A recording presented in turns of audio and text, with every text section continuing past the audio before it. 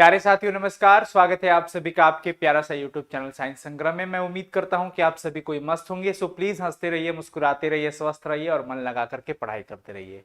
आज का सेशन आप सबके लिए बहुत इंपॉर्टेंट है क्योंकि आज मैं आपके लिए लेकर आया हूं very very important objective question answer, जो कि क्लास 12 की फिजिक्स के ऑप्टिक्स सेक्शन का है। ये ऑप्टिक्स के सारे क्वेश्चंस हम आपको आज कराने वाले हैं। सो प्लीज मजे से पढ़िएगा। और आज के सेशन में हम रे ऑप्टिक्स की बात करने वाले हैं। रे ऑप्टिक्स का आज हम कवर करेंगे बच्चों। ये ऑब्जेक्टिव आपके बोर्ड एग्जाम के लिए बहुत ही शानदार होने वाला है। सो प्लीज अंत तक इस वीडियो को जरूर देखना, चाहे आप हिंदी मीडियम के विद्यार्थी हैं या फिर इंग्लिश मीडियम के।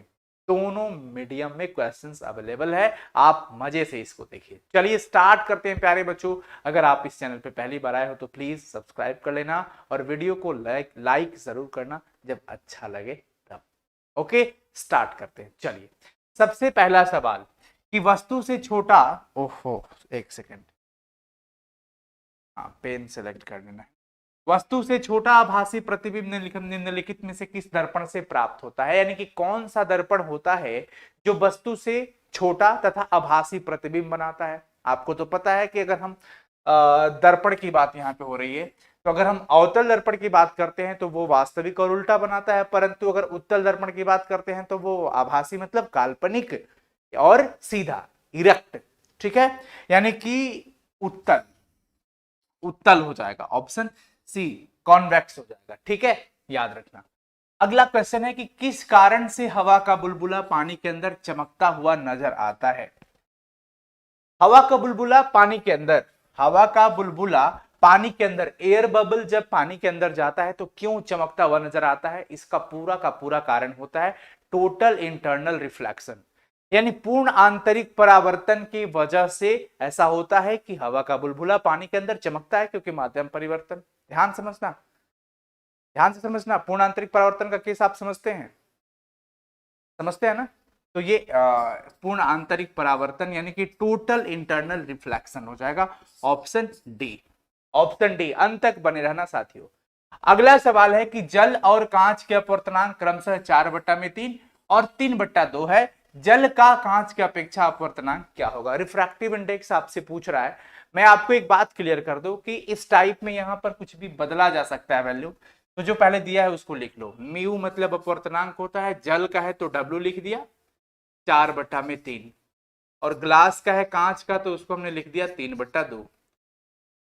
जल का कांच के अपेक्षा, जल का कांच की अपेक्षा यानी कि म्यू, ये डब्ल्यू और जी इधर हो जाएगा, तो म्यू डब्ल्यू ऊपर और म्यू जी नीचे। डब्ल्यू का वैल्यू कितना है? 4/3, और नीचे ये हो जाएगा 3/2। जब सॉल्व करेंगे इसको तो 4/3 इंटू 2/3, 8/9, तो फाइनली 8/9। ऑप्शन डी सही हो जाएगा साथियों। इस टाइप के सवाल अगर आपके बोर्ड एग्जाम में पूछे जाए तो ऐसे ही सॉल्व कर देना है। तरंग दैर्ध्य बढ़ने से अपवर्तनांक का मान क्या होता है? देखिए, जब वेवलेंथ का वैल्यू बढ़ता है तो रिफ्रैक्टिव इंडेक्स का वैल्यू घट जाता है। ऐसा क्यों होता है? क्योंकि आपको एक फॉर्मूला पता है, न्यू बराबर होता है सी बाई लेमडा। यहां से अगर हम सी बराबर करें तो न्यू लेमडा हो जाएगा। अगर लेमडा का वैल्यू बढ़ेगा तो सी का वैल्यू भी बढ़ेगा, सीधा सीधा है। तरंग दैर्ध्य का बढ़ना मतलब कि चाल, सी स्पीड ऑफ लाइट भी बढ़ता है उस माध्यम में। उस माध्यम में अगर हम बात करें तो वैसे म्यू बराबर क्या होता है? C/में तो जब माध्यम में ये चाल बढ़ रहा है, क्योंकि तरंग दैर्ध्य आप बढ़ा रहे हो, वेवलेंथ बढ़ा रहे हो, तो ये तो बढ़ रहा है ना, ये तो कांस्टेंट होता है, तो ये बढ़ रहा है तो ये क्या हो जाएगा? घट जाए, यानी कि घटता है, डिक्रीजेस, डिक्रीजेस। ऑप्शन ए हो जाएगा। ध्यान रखना सभी कोई, ऑप्शन ए हो जाएगा। ओके, अगला सवाल। ऑप्टिकल फाइबर एक प्रकार का क्या है? ऑप्टिकल फाइबर एक प्रकार का ट्रांसमिशन लाइन भी है एवं वेव गाइड भी है। प्रकाश की तीव्रता में बिना कमी किए हुए एक स्थान से दूसरे स्थान तक प्रकाश को पूरा पहुंचाने का जो माध्यम है वो ऑप्टिकल फाइबर के माध्यम से हम लोग पहुंचाते हैं। तो वो चूंकि एक ट्रांसमिशन लाइन हो गया और वेव गाइड दोनों हो जाएगा, बहुत याद रखना। प्रकाश वर्ष किसका मात्रक है? प्रकाश वर्ष दूरी का मात्रक होता है। प्रकाश वर्ष किसका मात्रक होता है बच्चों? दूरी का। इस बात का पूरा ध्यान रखिए। आगे चले, कोई दिक्कत किसी को? बताओ एक बार सभी कोई फटाफट से। क्लैडिंग का अपवर्तनांक क्रोड के अपवर्तनांक से कम होता है। ये क्रोड और क्लैडिंग ऑप्टिकल फाइबर के अंदर इस्तेमाल होते हैं और इनमें अपवर्तनांक का कंपैरिजन किया है कि किसका किससे ज्यादा होगा किससे कम होगा। तो यहाँ पर फाइनली आपको याद रखना है कि क्लैडिंग का जो अपवर्तनांक होता है वो क्रोड के अपवर्तनांक से कम होता है। क्लैडिंग का अपवर्तनांक क्रोड के अपवर्तनांक से कम होता है और ये सब पढ़ाया जा चुका है। प्लेलिस्ट में वीडियोस, फुल चैप्टर्स का वीडियोस है, वो देख सकते हैं। मैं तो सिर्फ ऑब्जेक्टिव अभी करा रहा हूं। उसके बाद देखिए, पानी के अंदर हवा का एक बुलबुला किस लेंस की तरह व्यवहार करता है? बताइए फटाफट से। अवतल लेंस की तरह, अवतल लेंस की तरह व्यवहार करता है। पानी के अंदर हवा का जो बुलबुला होता है वो अवतल लेंस की तरह व्यवहार करता है। ऑप्टिकल फाइबर किस सिद्धांत पे काम करता है? ऑप्टिकल फाइबर के अंदर टोटल इंटरनल रिफ्लेक्शन होता है, यानी कि पूर्ण आंतरिक परावर्तन होता है और वो पूर्ण आंतरिक परावर्तन के कॉन्सेप्ट पर ही वर्क करता है। तो हम कहेंगे कि ये पूर्ण आंतरिक परावर्तन पर काम करता है, टोटल इंटरनल रिफ्लेक्शन पर काम करता है। जब श्वेत प्रकाश की किरण लेंस में प्रवेश करती है तो निम्न में से किसमें परिवर्तन होता है? देखिए, जब श्वेत प्रकाश की किरण लेंस में प्रवेश करती है तो निम्न में से किसमें परिवर्तन होता है? वेग और तरंग दैर्ध्य दोनों में चेंज जाएगा।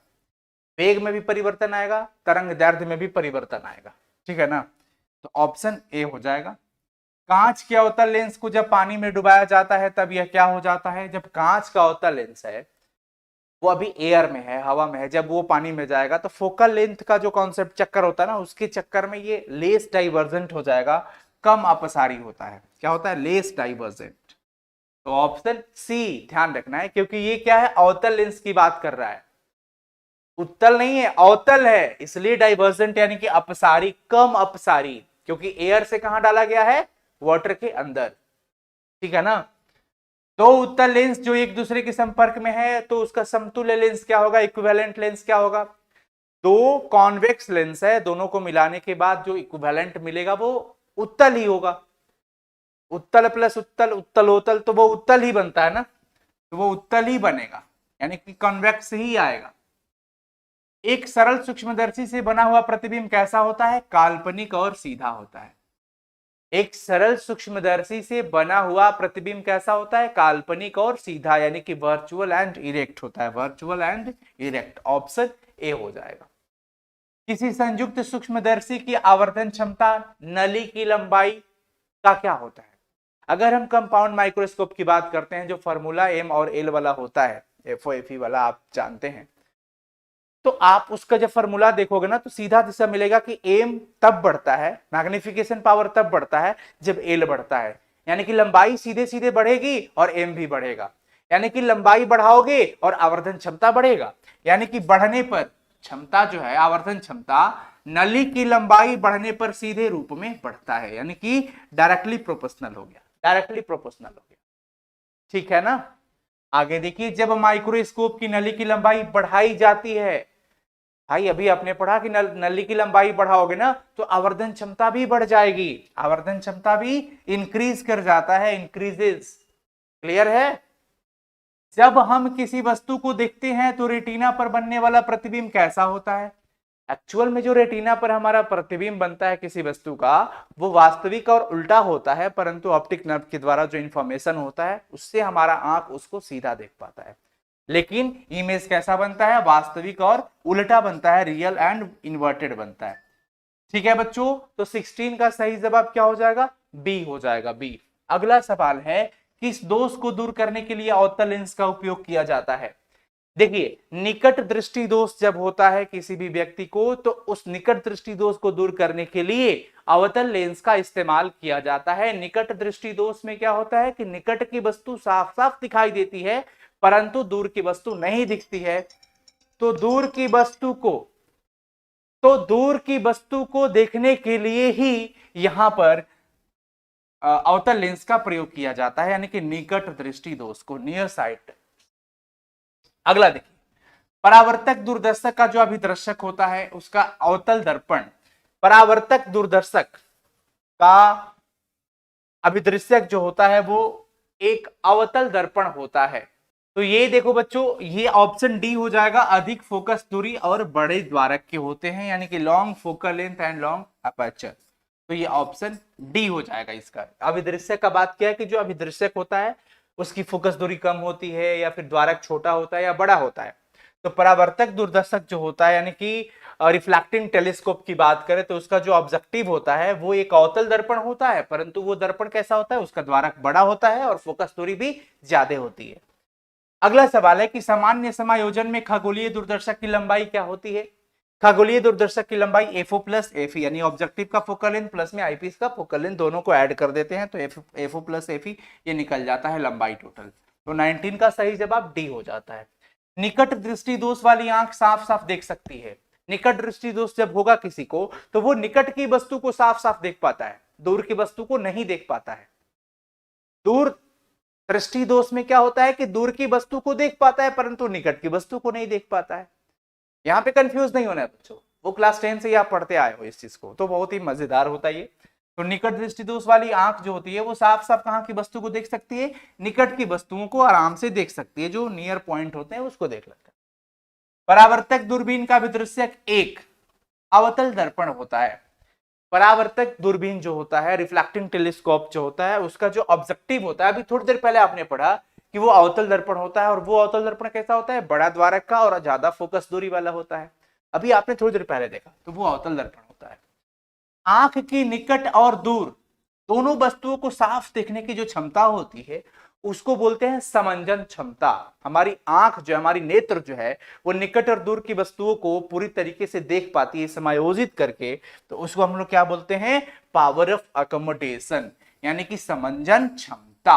ऑप्शन ए हो जाएगा। क्लियर है। अगला सवाल है कि संयुक्त सूक्ष्मदर्शी में अंतिम प्रतिबिंब कैसा बनता है। देखिए कंपाउंड माइक्रोस्कोप का जो लास्ट इमेज बनता है बच्चों, वो आभासी और उल्टा बनता है, सीधा नहीं, आभासी और उल्टा। ये बड़ा मजेदार है, ध्यान रखना। आभासी के साथ हमेशा सीधा पड़े हो, पर इसमें उल्टा बनता है, ये ध्यान रखना। एक प्रिज्म से होकर गुजरने वाले श्वेत प्रकाश का न्यूनतम विचलित अवयव, अगर आप देखेंगे, जैसे ये मान लीजिए प्रिज्म है, यहां से श्वेत प्रकाश आप गुजारते हैं, 3 4 5 6 7 ऐसे करके होता है ना, ये वर्णपट प्राप्त होता है, तो वायब्ज्योर ऐसे लिखते हैं ना, इसमें ये कलर का नाम, ये आर से रेड हो गया, ये वायोलेट हो गया। सबसे ज्यादा विचलन कौन सा हुआ है, सबसे ज्यादा विचलन वायोलेट का और सबसे कम विचलन रेड का। तो न्यूनतम विचलन की बात किया है तो लाल रंग का विचलन बहुत ही कम है और तरंगदैर्घ्य इसका अधिक होता है। विचलन सबसे ज्यादा अगर किसी का है तो वायोलेट का होता है यानी बैगनी का। क्लियर। इंद्रधनुष का निर्माण जिस कारण से होता है वो कारण क्या है। इंद्रधनुष का बनना मतलब वर्ण विक्षेपण होता है। क्या होता है, वर्ण का विक्षेपण, कलर आपस में बटते हैं। तरंग दैर्घ्य बढ़ने से अपवर्तनांक का मान घटता है, ये क्वेश्चन हम लोग स्टार्टिंग में भी करे थे। आकाश का नीला प्रतीत होना, ये प्रकाश का स्कैटरिंग है, प्रकीर्णन बोलते हैं इसको। स्कैटरिंग ऑफ लाइट के वजह से आकाश नीला दिखता है और अंतरिक्ष यात्री को काला दिखता है, तो ये प्रकीर्णन हो जाएगा, स्कैटरिंग। पतले प्रिज्म से उत्पन्न विचलन होता है, पतले प्रिज्म से उत्पन्न जो विचलन होता है delta mu -1 into A. Option A हो जाएगा, ध्यान रखना है। प्राथमिक इंद्रधनुष में दिखाई देता है भीतर की ओर किस कलर का चाप। अगर हम प्राथमिक इंद्रधनुष की बात करें तो अंदर की ओर कौन सा रंग का चाप दिखता है, बैगनी रंग का। प्राथमिक के लिए बैगनी, और जब भी द्वितीयक की बात करें तो उसमें लाल याद रखना है। जब द्वितीयक इंद्रधनुष की बात करें बच्चों तो लाल याद रखना है। करेक्ट। तो प्यारे साथियों, आज हम लोगों ने बहुत इंपॉर्टेंट ये 30 ऑब्जेक्टिव क्वेश्चन सिर्फ रे ऑप्टिक्स से किए हैं। उसके बाद वेव ऑप्टिक्स का भी ऑब्जेक्टिव बहुत जल्दी के आएंगे हम। Thank you so much. अच्छा लगा हो तो जरूर शेयर करना, कमेंट करना और वीडियो को अपने दोस्तों तक ज्यादा से ज्यादा शेयर करना। Thank you so much. कर भला तो हो भला। मुझे उम्मीद है आपको ये वीडियो जरूर पसंद आया होगा।